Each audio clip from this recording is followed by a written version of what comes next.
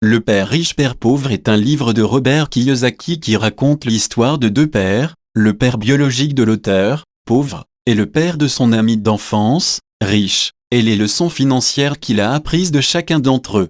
Le livre est divisé en 10 chapitres qui présentent différents concepts financiers.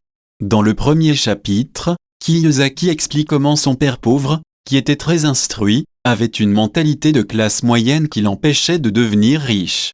D'un autre côté, son père riche, qui n'avait pas fait d'études supérieures, avait une mentalité entrepreneuriale qui lui avait permis de devenir riche.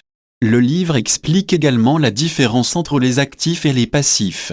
Les actifs sont des investissements qui génèrent des revenus, tandis que les passifs sont des dépenses qui coûtent de l'argent. L'auteur conseille de privilégier les investissements qui génèrent des revenus plutôt que de dépenser de l'argent pour des choses qui perdent de la valeur. Kiyosaki aborde également la question de l'éducation financière et de l'importance de la maîtrise de ses finances personnelles. Il encourage les lecteurs à être indépendants financièrement et à chercher des moyens de gagner de l'argent sans travailler dur. Il aborde également la question de la prise de risque calculée et explique comment il est possible de créer des flux de revenus passifs pour atteindre la liberté financière. Père riche, Père pauvre est un livre qui présente des concepts financiers importants de manière simple et facile à comprendre. Il encourage les lecteurs à adopter une mentalité entrepreneuriale, à privilégier les actifs plutôt que les passifs et à investir dans leur éducation financière pour atteindre la liberté financière. Voici 7 points clés du livre. 1. La différence entre les actifs et les passifs. Les actifs sont des investissements qui génèrent des revenus, tandis que les passifs sont des dépenses qui coûtent de l'argent. L'auteur conseille de privilégier les investissements qui génèrent des revenus plutôt que de dépenser de l'argent pour des choses qui perdent de la valeur. 2. La nécessité de construire des flux de trésorerie passifs. Plutôt que de travailler dur pour gagner de l'argent, il est préférable de créer des sources de revenus passifs qui vous permettent de gagner de l'argent sans effort supplémentaire. Cela peut être fait en investissant dans des actifs tels que des biens immobiliers ou des entreprises. 3. L'importance de l'éducation financière. L'auteur soutient que l'éducation financière est souvent négligée dans le système éducatif traditionnel, mais qu'elle est essentielle pour réussir financièrement. Les lecteurs sont encouragés à se former de manière autonome pour comprendre comment fonctionne l'argent et les investissements. 4. La mentalité entrepreneuriale.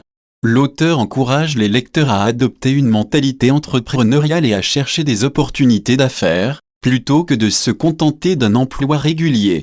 Il est important de penser en dehors de la boîte et de prendre des risques calculés pour réussir financièrement. 5. L'importance de la prise de risque calculée.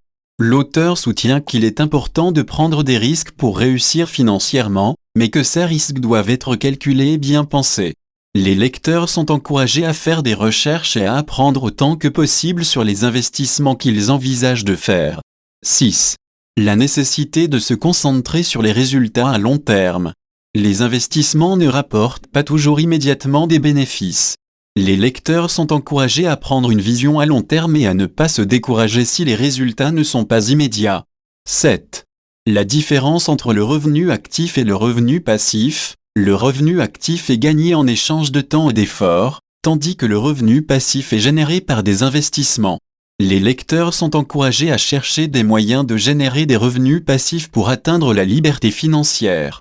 En résumé, Père riche, Père pauvre est un livre qui encourage les lecteurs à adopter une mentalité entrepreneuriale, à investir dans des actifs qui génèrent des revenus, et à se former de manière autonome pour comprendre comment fonctionne l'argent et les investissements. Le livre souligne également l'importance de prendre des risques calculés, de se concentrer sur les résultats à long terme, et de chercher à générer des flux de revenus passifs pour atteindre la liberté financière.